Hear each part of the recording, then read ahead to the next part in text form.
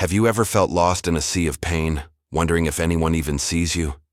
It's a lonely place to be, isn't it?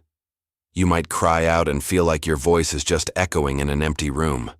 You look around, see others moving on with their lives, and the question creeps in. Has God forgotten me? It's a heavy question, one that can weigh down even the strongest faith. If you've ever felt that way, I want you to know you're not alone. And today, we're going to talk about a truth that can be an anchor for your soul in these stormy seas. God remembers you, especially in your pain. Let's journey back in time to the story of Hagar. She was an Egyptian servant, an outsider, and she found herself in an impossible situation. Mistreated and desperate, she fled into the wilderness. Pregnant, alone, and with no future in sight, she was the definition of forgotten. But then, something incredible happened. The angel of the Lord found her by a spring of water. He didn't just find her, he called her by name. He saw her affliction. And Hagar, in her profound relief and awe, gave God a new name, El Roi, which means, the God who sees me. She said, I have now seen the one who sees me. Think about that. In her deepest moment of invisibility and despair, she was seen. She was remembered. This isn't just an ancient story. It's a timeless promise. The same God who saw Hagar sees you right now, in your own wilderness. Pain has a way of distorting our perception. It's like wearing glasses with the wrong prescription. Everything becomes blurry and out of focus. It can make us feel isolated, as if a thick fog is rolled in, separating us from God and from others. We might read promises in the Bible about God's love and faithfulness, but our present suffering screams a different story. It screams, if God cared, why am I hurting so much? Why isn't he fixing this? This is a natural human response. Even great figures in the Bible wrestled with these feelings. The prophet Jeremiah, known as the weeping prophet, cried out in his pain. Job, after losing everything, questioned God relentlessly. Their honesty in their suffering is a comfort to us. It shows us that it's okay to bring our raw, unfiltered questions and our pain to God. He is not afraid of your doubt or your tears. He invites you to pour out your heart to him. So, how does God remember us? It's not just a passive, oh, I remember they exist. It's an active, engaged remembrance. Look at the story of Noah. After the floodwaters had covered the earth for what must have felt like an eternity, the Bible says, but God remembered Noah and all the wild animals and the livestock that were with him in the ark. And what happened next? God sent a wind to begin receding the waters. His remembrance led to action. His memory initiated the process of deliverance and new beginnings. When God remembers you, he is not just thinking a passing thought about you. He is setting in motion the wheels of his divine plan for your rescue, for your healing, for your restoration. His memory is the starting point of your miracle. Consider the Israelites in Egypt. For 400 years they were enslaved, suffering under the harsh hand of Pharaoh. Can you imagine the generations born and dying in slavery, perhaps wondering if God had forgotten the promises he made to their ancestors, Abraham, Isaac, and Jacob? But then, Exodus chapter 2 tells us, God heard their groaning and he remembered his covenant. And what was the immediate result of that remembrance?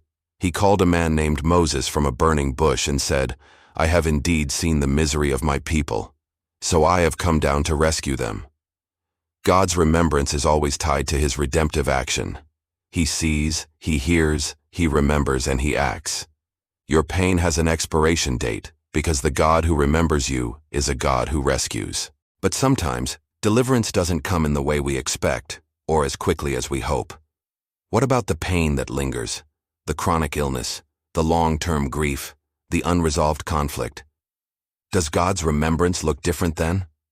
Absolutely. Sometimes God's presence in our pain isn't about immediate removal from the fire, but about his powerful presence with us in the fire. Think of Shadrach, Meshach, and Abednego. When they were thrown into the fiery furnace, God didn't stop them from going in. But when the king looked, he saw 4 men walking around in the fire, unbound and unharmed, and the 4th looks like a son of the gods.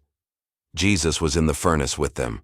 God's remembrance was their protection and their companion in the midst of an impossible trial. In your ongoing struggle, God remembers you by being with you. He is the fourth man in your fire.